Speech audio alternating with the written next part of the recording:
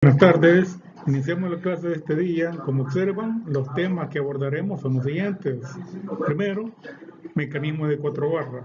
Dos aspectos a detallar dentro de los mecanismos de 4 barras son la ley de Grashof y la inversión cinemática.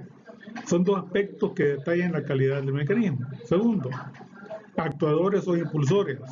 Son componentes que proporcionan la energía mecánica al mecanismo para que cumpla su función. Y tercero, las fuerzas de transmisión. Es la fuerza a la salida que proporciona el mecanismo en operación. Veamos el mecanismo de 4 barras. Es fundamental porque a partir de él se desarrollan muchísimos mecanismos para funciones diversas. Podemos mencionar muchos ejemplos: el mecanismo de tren locomotora, el compresor de aire, la bomba de agua manual, el mecanismo de baúl en los vehículos, en fin. Es interminable el número de ejemplos que se pueden mencionar.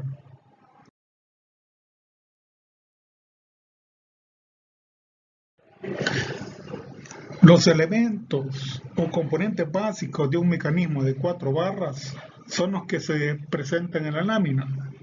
El elemento motriz es la manivela. La manivela es accionada por un motor eléctrico o un cilindro hidráulico. Otro elemento importante es la biela. Se encarga de transmitir toda la energía mecánica de la manivela al balancín. Finalmente, el balancín es el eslabón que transmite la potencia en la operación del mecanismo. El balancín puede tener diferentes movimientos dependiendo de la longitud de los demás eslabones.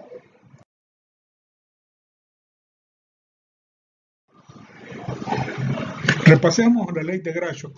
Esta nos determina el movimiento de salida del mecanismo de 4 barras a través del balancín. La clave para la determinación del tipo de movimiento de salida en el balancín es que en la ecuación de Grashof S más P sea menor o igual a P más Q.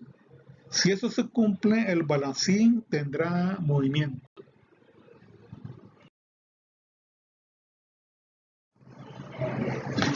Hay un elemento que no se ha descrito y es de suma importancia en el mecanismo de 4 barras, y es la estructura.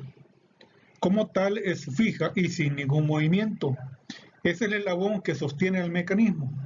En la ley de Grashof lo menciono como el cuarto eslabón. Si se cambia la posición de la estructura en cualquier otro eslabón, definitivamente la característica del mecanismo cambia. Lo versátil del mecanismo de 4 barras es que puedo establecer y colocar la estructura en cualquier eslabón para obtener el movimiento de salida que más interesa.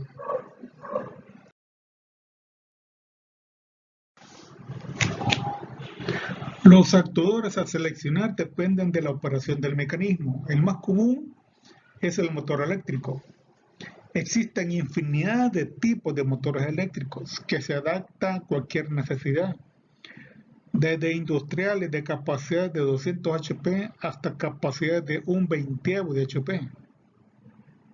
Por ejemplo, un mecanismo de laminadora requiere potencia de al menos 50 HP, mientras un mecanismo de máquina de coser requiere potencia de 1/10 de HP.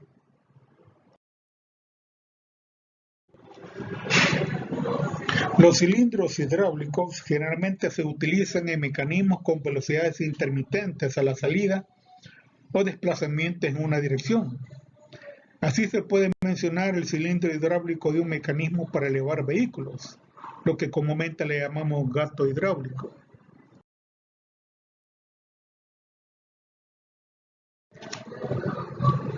Dependiendo de la operación que realiza el mecanismo, así se establecen las dimensiones de sus eslabones, bien para generar una gran fuerza a la salida del balancín, o bien para generar una pequeña fuerza.